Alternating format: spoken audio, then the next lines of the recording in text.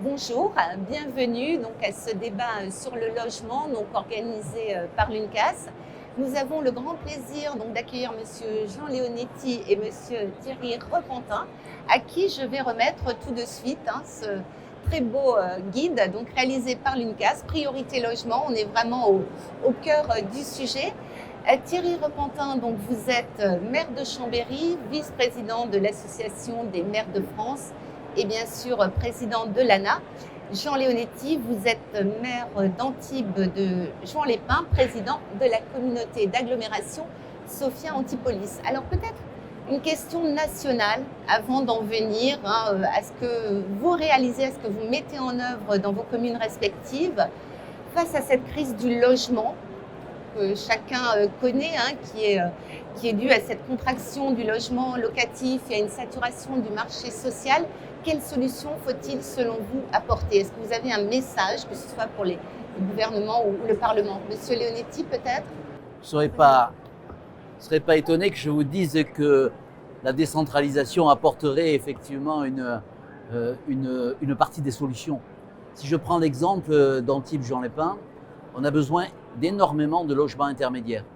Entre un prix du foncier qui est très élevé et qui n'est accessible qu'à des gens fortunés, dans l'achat, une location privée qui est réduite ou très élevée financièrement, et un logement social, il y a une partie de gens qui n'arrivent pas à se loger.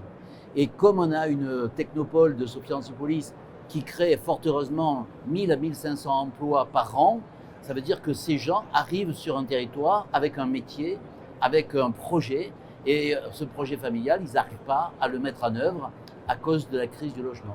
C'est pour ça qu'il faudrait plutôt réfléchir sur un parcours résidentiel et puis partir des besoins de territoire. Et là, dans le besoin du territoire qui me concerne, il y a besoin de logements intermédiaires. D'accord, donc vraiment accentuer la décentralisation. Est-ce que vous avez constaté que ces problématiques s'amplifient sur votre territoire? Elles s'amplifient à cause de la croissance. On ne va pas se plaindre du fait qu'on a une technopole de Sophia Antipolis qui crée de l'emploi. Mais en même temps, ces gens-là qui ont 30 à 40 ans, qui sont généralement des ingénieurs, ils ont des enfants, il faut ouvrir des écoles, ils ont des déplacements, 44 000 personnes qui travaillent sur Sophia Antipolis, il faut effectivement les héberger et il faut leur permettre de se déplacer. Donc il faut que nous soyons en capacité d'accompagner cette problématique sans donner l'impression qu'on a le choix entre ou bien d'être très riche et d'avoir une résidence sur la Côte d'Azur, ou bien de relever du logement social et de bénéficier de la loi SRU. On dit trop souvent à nos concitoyens, vous êtes trop riche ou trop pauvre. Voilà, vous êtes trop pauvre pour acheter, mais vous êtes trop riche pour avoir un logement social.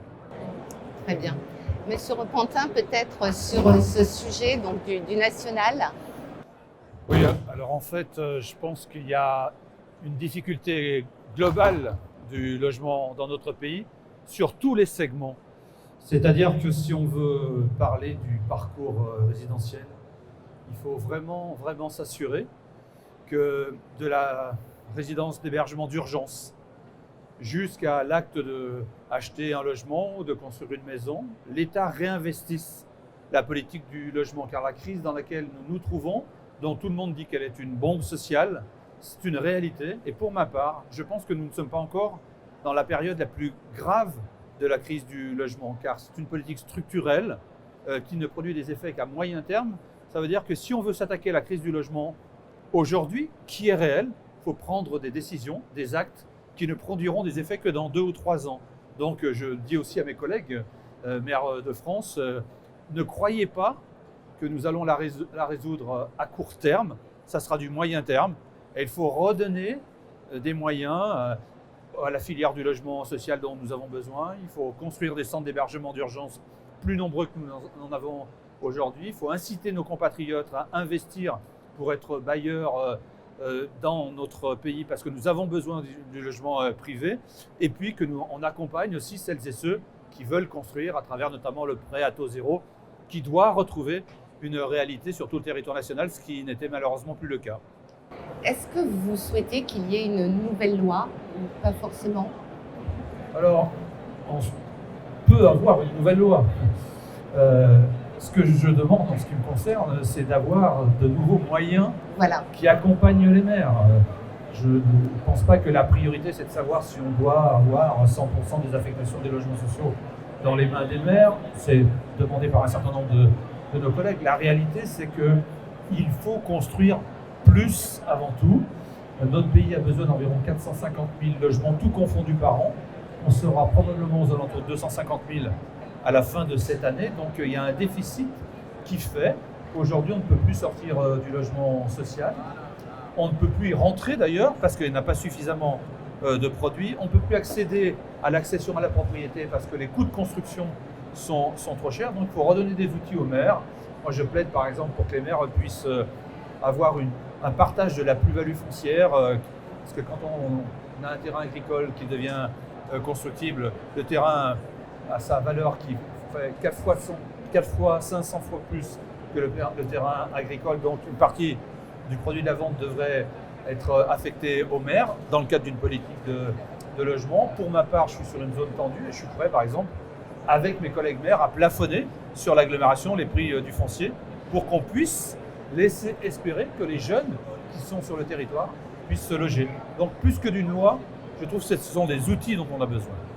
Monsieur Leonetti, sur cette question d'une loi ou de cette proposition aussi de plafonner le prix du Je foncier. ne plaiderai pas pour une loi supplémentaire. On a des textes. Laissons un peu de souplesse. Voilà.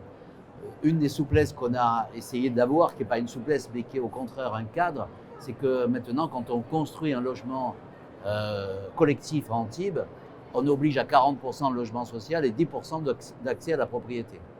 Malheureusement, j'aggrave avec ce phénomène le fait que le reste, le promoteur se rattrape, entre guillemets, financièrement sur la partie libre, et de cette partie libre, il l'a fait en accession propriété et pas en location. Je trouve qu'on devrait avoir des mesures incitatives pour que les propriétaires puissent louer, qu'on leur donne à la fois des garanties, parce que bien entendu, c'est une inquiétude quelquefois pour le propriétaire de louer, et qu'en même temps, on lui apporte effectivement cette possibilité d'ouvrir le champ potentiel de ces 50% sur Antibes, qui, dans un prix foncier, je le répète, élevé, pose des problèmes. Effectivement, quand on prend un terrain et qu'on passe d'un terrain qui est libre, entre guillemets, et qui n'est pas un terrain à urbaniser, en terrain urbanisé, il prend une plus-value énorme qui ne bénéficie pas à la commune. Et donc, il faut que nous ayons une stratégie, qu'on ait la possibilité d'avoir une stratégie, et je suis d'accord avec Thierry Urbantin, cette stratégie, elle payera à moyen et à long terme. Et aujourd'hui, nous allons affronter une crise, et une crise difficile, y compris sur le logement d'urgence. Est-ce que vous pouvez nous parler de ce que vous avez mis en place donc à Antibes, Juan-les-Pins, donc à la fois dispositif d'adaptation des logements pour les personnes âgées et en situation de handicap, et je crois que vous avez également travaillé sur la cotation pour l'attribution des logements sociaux. Est-ce que vous pouvez nous en dire plus? Alors, deux sujets. D'abord, les logements sociaux, qui en bénéficie? Il y a une liste d'attente. On essaie de la réduire, mais elle est existante. Comment expliquer que monsieur Untel, il a un logement social et madame Untel, elle ne l'a pas? Et donc, on a travaillé avec les services sociaux et avec les services de l'État pour mettre en place une cotation. Cette cotation, bien sûr, elle n'exclut pas les lois DALO, par exemple, qui font que la personne est prioritaire quand elle est dans ces contextes. Mais pour autant, pour l'ensemble des autres, on leur permet d'avoir une cotation. Cette cotation, c'est une aide à la décision. Ce n'est pas une décision automatique par l'intelligence artificielle. Mais je constate que sur Antibes, on respecte la cotation à 100%. Et donc, ça permet plus de transparence, ça permet plus de visibilité aussi. Quelqu'un qui va venir et qui va dire « je suis célibataire et je gagne 2 000 € par mois », il ne va pas être prioritaire sur le territoire antibois. Et donc, il faut qu'on lui dise dans quel délai il peut espérer avoir un logement social. Donc, ce mécanisme a été admis par tous les maires de la communauté d'agglomération et donc validé avec les services de l'État et avec les bailleurs sociaux. Ce qui fait qu'aujourd'hui, on peut dire aux gens la perspective qu'ils ont et leur dire que ça se fait en transparence. Vous savez, on a toujours quelqu'un qui dit « oui, celui-là, il a un logement parce qu'il connaît un tel, qui connaît un tel, qui connaît ». Là, au moins, on est dans la transparence la plus totale. Et puis, pour améliorer l'habitat, dans le privé comme dans le public, on a des personnes âgées ou des personnes qui deviennent handicapées ou qui sont handicapées. Comment adapter leur logement? Et on s'est rendu compte que c'est un parcours de combattant, si bien qu'à Antibes, en tout cas, il y avait 80% de gens qui renonçaient à cette démarche, soit pour des problèmes financiers, soit pour des problèmes administratifs. Et donc, on a pris en charge la stratégie administrative et on a fait l'avance de frais pour permettre, le plus souvent, c'est la salle de bain. On ne peut plus avoir la baignoire, on va avoir une douche italienne. On n'arrive plus à remonter les volets, il faut un système automatique. On peut mettre une rampe quand les personnes sont en difficulté pour se déplacer dans l'appartement. Donc on les laisse dans leur logement, on les laisse dans leur foyer dans lequel ils ont l'habitude de vivre et on s'adapte, mais on leur évite les démarches administratives, on leur évite l'avance de frais et puis de temps en temps, on complète pour que le reste à charge soit égal à nul si la personne est vraiment en situation de difficulté financière. Bravo pour ces initiatives. Je propose de passer à Chambéry. Donc, Monsieur Repentin, vous avez posé la première pierre d'une pension de famille. Vous avez récemment inauguré un centre d'hébergement d'urgence et le Grand Chambéry fait partie de l'appel à manifestation d'intérêt logement d'Agbor. Pourquoi cet engagement, là encore? Est-ce que vous pouvez nous expliquer les raisons de ces différents choix? Alors, quand vous êtes sur un territoire très tendu en matière de logement, on se rend compte que les populations qui ont encore plus de difficultés à accéder au logement sont les plus précaires, les plus modestes, pour lesquelles malheureusement les solutions n'existent pas spontanément. Donc il faut une volonté déjà de répondre à cette demande. Et donc c'est effectivement pour cela que nous avons inauguré en février de cette année un centre d'hébergement d'urgence de 95 places pour accueillir, on va dire en totale dignité, les gens qui n'ont pas toujours fait le choix d'être à la rue, d'autant plus que territoire frontalier, nous avons aussi des populations migrantes qui passent quelques jours, voire quelques mois, voire quelques années, parfois dans notre département de la Savoie. Et donc on a réhabilité un ancien hôtel désaffecté dont le nom était prédestiné puisque c'était l'hôtel du Bon Accueil et que nous avons transformé donc en CHRS. Nous avons actuellement en construction une pension de famille de 26 places qui sera d'ailleurs gérée par 5 agents de notre CCAS à Chambéry pour des personnes qui ne peuvent pas accéder spontanément au logement commun, qui ont besoin d'un accompagnement social dans la vie du quotidien. Donc c'est 26 places. Et puis nous sommes sur une AMI, un appel à manifestation d'intérêt logement d'abord, effectivement, qui consiste à voir comment, pour des personnes qui sont dans des centres d'hébergement, nous pouvons les faire accéder plus rapidement, plus spontanément à un logement locatif social, car on se rend compte que souvent l'accès à un logement locatif social par exemple, c'est aussi la clé pour une insertion professionnelle notamment, car les employeurs potentiels demandent souvent une adresse fixe et par ailleurs ça leur ouvre aussi des droits aux APL par exemple. Et en complément, avec une vingtaine d'agglomérations en France, nous sommes engagés dans un dispositif qui s'appelle Territoire Zéro Non-Recours, puisqu'on sait qu'en France, 40% des personnes qui ont des droits ne les sollicitent pas, faute de pouvoir faire les démarches administratives, faute d'information, d'incompréhension. Nous avons une partie des personnes qui sont illettrées, qui ne comprennent pas les dispositions, et donc cela fait 4 mois que nous sommes engagés dans ce dispositif qui vise à aller frapper aux portes, analyser la situation des personnes pour ouvrir des droits auxquels ils peuvent prétendre. C'est bon pour leur pouvoir d'achat, mais pour la collectivité locale aussi c'est bien parce qu'il y a moins d'impayés de loyer. C'est des gens qui ont un pouvoir d'achat nouveau dont ils font profiter la collectivité locale. Très bien. Alors peut-être une dernière question pour tous les deux. Est-ce que vous vous sentez suffisamment soutenu donc, dans la mise en œuvre de ces actions, que ce soit financièrement ou même dans le choix de cette politique? Est-ce que les administrés vous remercient quotidiennement de tout ce que vous faites en faveur du logement? C'est peut-être pas le cas. Donc voilà, est-ce que vous auriez un message sur le soutien des maires à cette politique en faveur du logement? Moi, je suis un Girondin affirmé, donc je pense que plutôt que d'appeler un soutien à l'État, qu'on nous laisse effectivement gérer ces territoires avec plus de souplesse et plus de détermination. Moi, je voudrais dire que, par exemple, ce que envisage Thierry Repentin sur la pension de famille, on en a une en Antibes. Je vous assure que cette population-là, elle a besoin effectivement d'être hébergée d'une façon différente avec un accompagnement social, culturel et humain.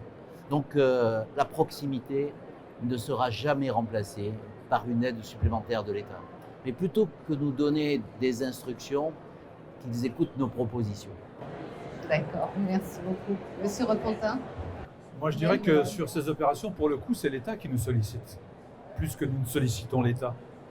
C'est l'État qui nous dit, est-ce que vous voulez bien accueillir une pension de famille? Est-ce que vous voulez vous engager dans le territoire zéro non-recours? Est-ce que vous voulez réhabiliter un centre d'hébergement d'urgence?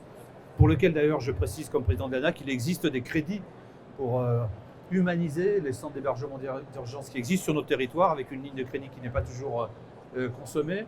Et de vous dire, est-ce qu'on nous en tient reconnaissance? Vous savez, la dimension sociale, c'est pas celle qui est le plus plébiscitée par nos concitoyens.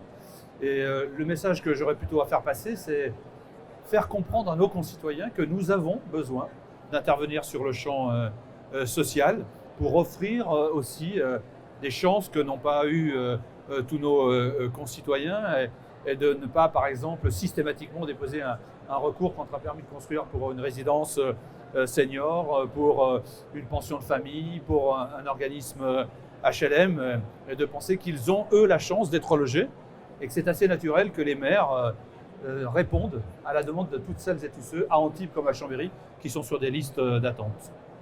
Très bien. Alors, ce n'est pas une question, mais peut-être le mot de la fin sur votre CCAS. Voilà, comment vous travaillez? Est-ce qu'il est essentiel? J'imagine que oui, bien évidemment. Peut-être un message pour les équipes ou la manière… Géré par le premier adjoint, puisqu'on a voulu que le premier adjoint ait le social, pour bien montrer que c'était une priorité pour nous tous. Et puis, je dirais que j'ai une stratégie qui est simple. Quand ils viennent et qu'ils demandent, je dis oui, parce que je sais que le travail qui est fait est un travail sérieux, et que ce soit sur les cotations, sur les pensions de famille, sur les résidences seniors, sur les EHPAD publics, je vois que chaque fois qu'il fait une proposition, elle correspond à un besoin réel et humain. Et donc, ça restera prioritaire, quoi qu'il en coûte. Merci beaucoup, Jean Leonetti. C'est une belle conclusion. Thierry Repentin, un petit mot pour le CCAS de Chambéry. Oui, alors chez nous, la vice-présidente est deuxième adjointe. Le premier adjoint s'occupe des finances et la deuxième adjointe s'occupe de la solidarité à travers la présidence du CCAS. C'est un service qui n'est pas toujours connu du grand public, mais qui est essentiel pour des segments de la population. Nos aînés, à travers les résidences autonomie, les EHPAD, dont je dois dire que en grande majorité dans notre pays, elles sont largement déficitaires. Et si on avait effectivement un appel à la solidarité, je pense que c'est sur ce segment-là, surtout si on veut des EHPAD dont le prix de sortie soit accessible aux ménages modestes, aux anciens qui n'ont pas beaucoup d'argent. Et puis c'est un rôle du quotidien sur les impayés de loyer, les impayés en matière de chauffage, de fluide, toute une partie invisible, mais qui est essentielle pour la solidarité et l'osmose locale. Merci, un grand merci à vous deux, messieurs, et à bientôt.